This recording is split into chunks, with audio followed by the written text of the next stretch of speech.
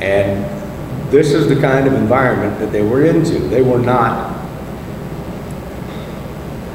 you were born into the Jewish faith. You were not, you're born inside the gates, and you were not proselytized. There were no evangelists going out there trying to spread Judaism throughout the world.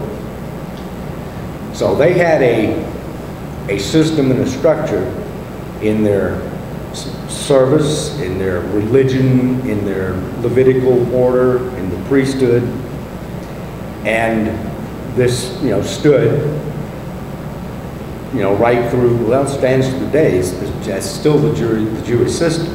So the points that that get my attention are, we in the faith, we keep talking about this struggle between the Pauline by grace, and that not of yourselves, lest you boast.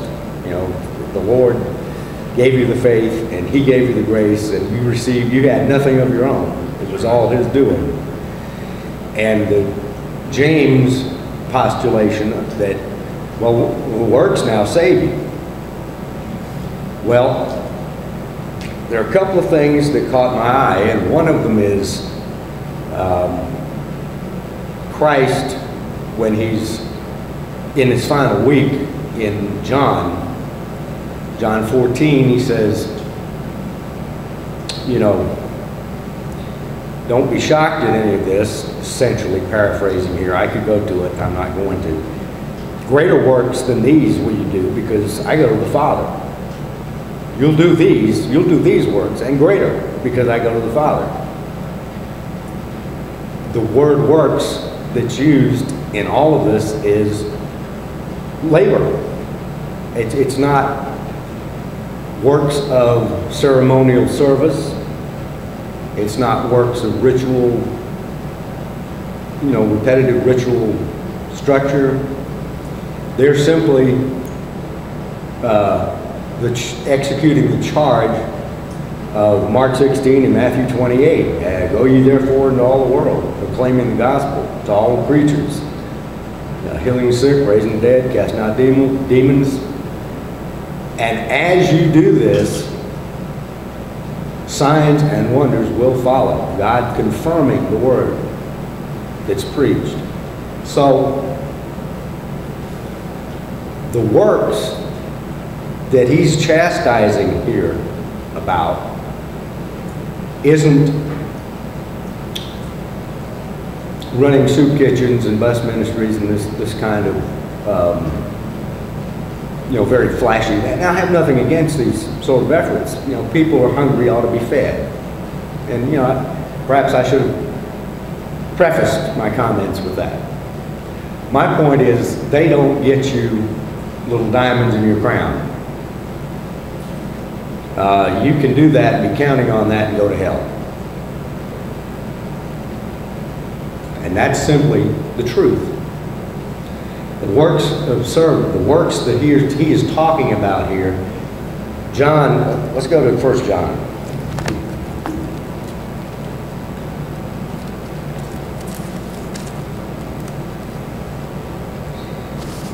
And let's hope I wrote this down.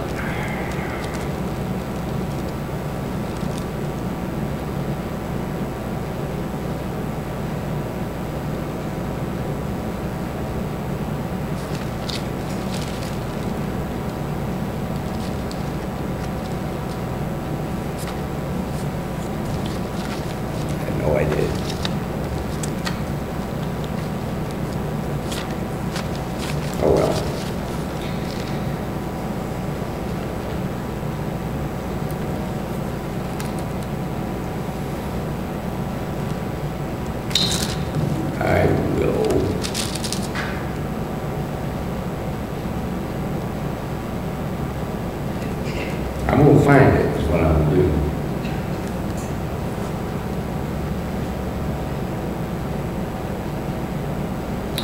And a new commandment I write unto you.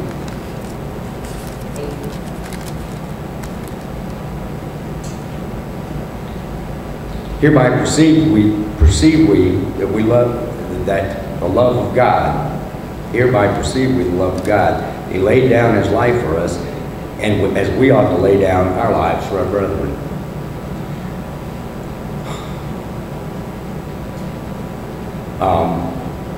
Jesus says, love one another as I have loved you. And that goes back to John, interestingly. John runs with a theme when he's talking about this subject. You have to be willing for the brethren to lay down your life. That's how he loved us.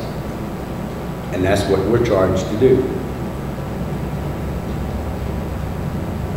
The treatment of the brethren in James chapter 2 is different than the treatment of the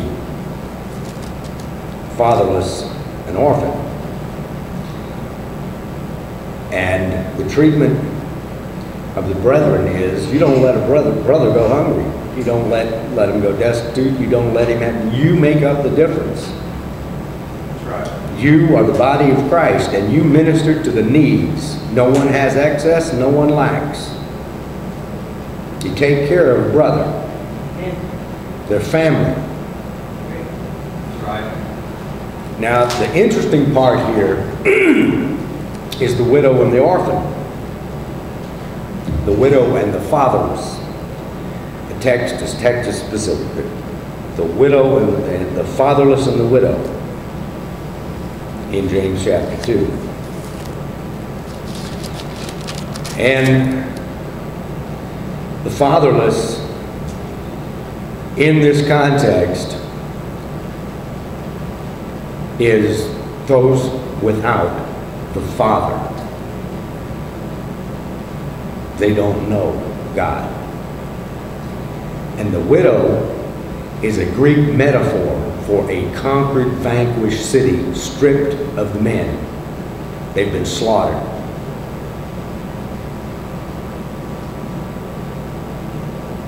So this is not dealing with anything that we think we're dealing with. Once again, I'm not suggesting that we should let people in need suffer need. But this is the same gospel. He is chastising this church for not ministering to those out there who need Jesus. They're sitting on the promise. They're not proclaiming the word. They're not going out there, therefore, proclaiming the gospel to all creatures. And they're not taking care of the brethren. And that's what this is. This is a chastisement of these strangers in strange lands for not carrying out the Great Commission. And that's primarily what it's about. I would not argue with anyone that when you see needs, if you have the ability, you should meet them and give the praise to God that you have the ability to do so. That's revealing the Father. That's revealing the character of the Father and the Son, His Son Jesus Christ, to those out there. And you're supposed to do that. But to get hung up with the idea that there's a conflict between what James is saying here and what Paul is saying elsewhere, not so. The struggle, the same struggle between, and what he's talking about in chapter 1 with double-mindedness, Paul says it's grace and the law is double-mindedness. Flesh and the spirit is double-mindedness. James is saying the same thing. And if you can sit there and call yourself a follower of Jesus Christ and let people in need go in need while God has provided all you need and more, then you don't know Him.